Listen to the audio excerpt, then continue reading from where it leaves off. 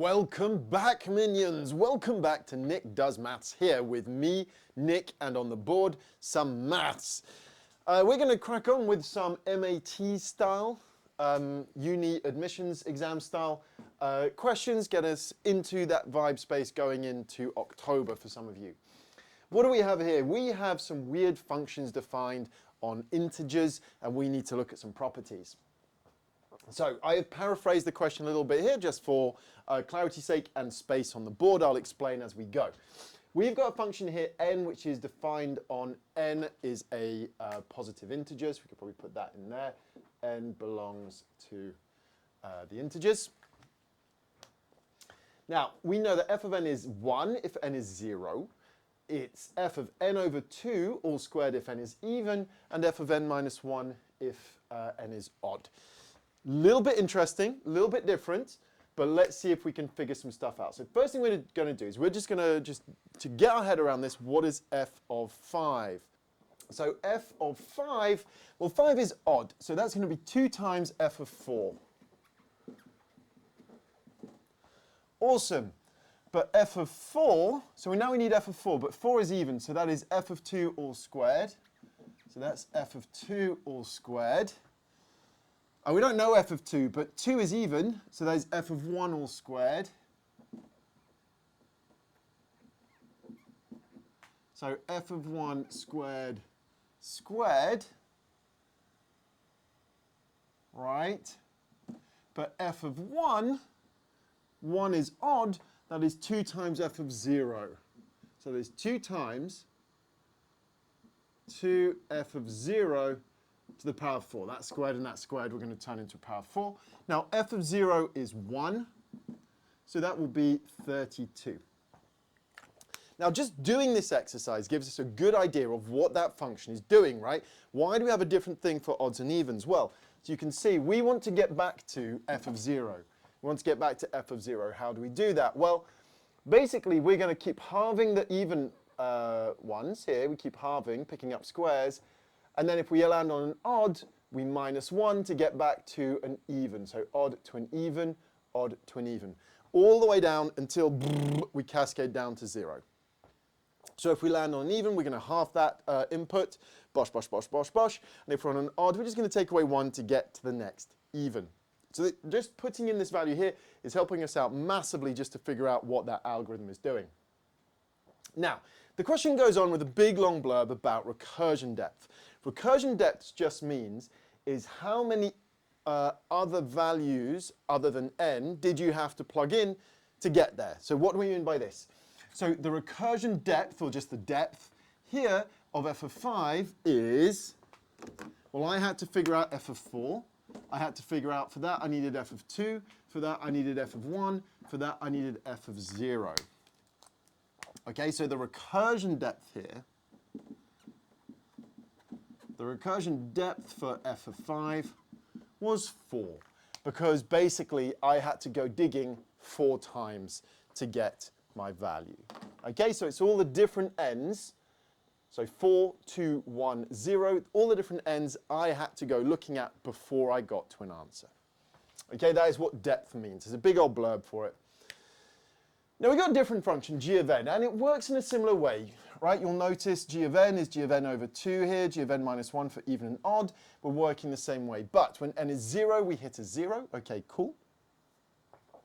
And we're always adding 1 in both cases, right? So it's slightly different. Okay. But let's just do it.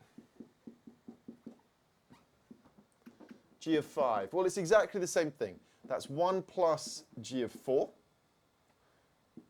So that is 1 plus 1 plus g of 2. I'm going to leave it as 1 plus 1 plus 1. And that's going to be helpful for us in a second, right? 1 plus 1 plus g of 1. Sorry, an extra 1 is needed. An extra 1 is needed.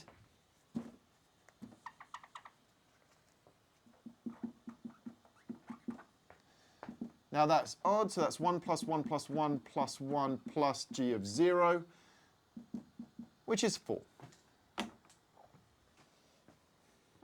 Now what we might notice here, and this is going to be relevant, is all this is doing is the plus 1 is counting the number of steps I needed to get to g of 0.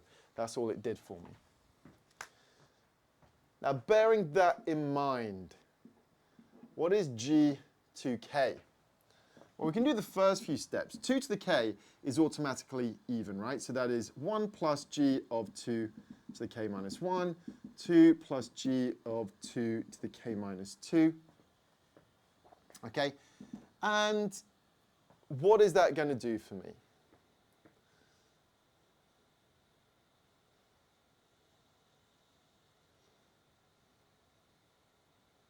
Now, how many times do I have to do that?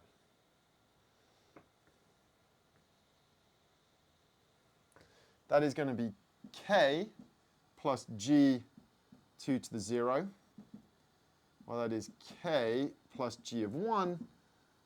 Now, g of 1, just one extra step, so that is going to be k plus 1. Nice. So that is a nice thing to look at. Now, we're going to use that result a couple of times now. G of 2 to the t plus 2 to the k. So basically, every time I apply this function g, every time I dig down a level, I drop a power of 2.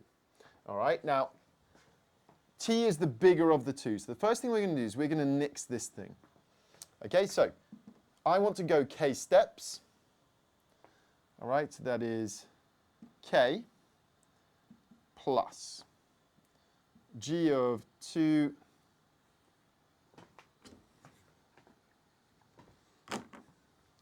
to the t minus k plus 1. I've divided this through k times. Now that plus 1, fine, that is now odd. We've now got to our first odd number. That's why we've stopped here. We've got to our first odd number. So that is k plus 1 plus g of 2 to the t minus k. And from our previous one here, we know that g of 2 to the t minus k, that is going to be k plus 1 plus t minus k plus 1. So that is t plus 2. Kind of cool. So adding on that 2 to the k basically just adds one extra step. That's all it adds on. Pretty funky. Odd little result. Now the last one is can we explain in some words or write it down that g of n is just the depth, the recursion depth of f of n? Well, that's what I was saying earlier. What we can see here is basically this thing just counts with a plus 1 how many steps we take. Every time we go, if n is even, when we halve it, we count a 1. If it's odd, we count a 1 as we go down 1. So all that's going on with this g of n is we get an extra plus 1 every time we take a step, right? So 5, we need to take a step down to 4, we got a plus 1. We take a step down to 2, we get an extra plus 1. We take our step down to 1, we get an extra plus 1. We take our step down to 0, we get an extra plus 1. So that is why g of n is counting the number of steps it took us to get a value for f of n, which is kind of cool. I kind of like it. I kind of like it. So there we go. And again, no real advanced maths here. We are just trying to develop our thinking, our pattern spotting, our algebra, our notation. We are really reinforcing those aspects of how we do maths.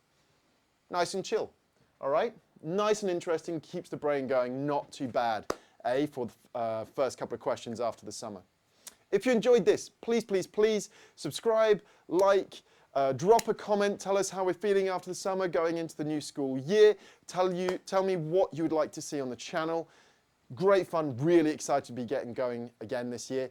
I'm Nick, maths, all done. See you next time.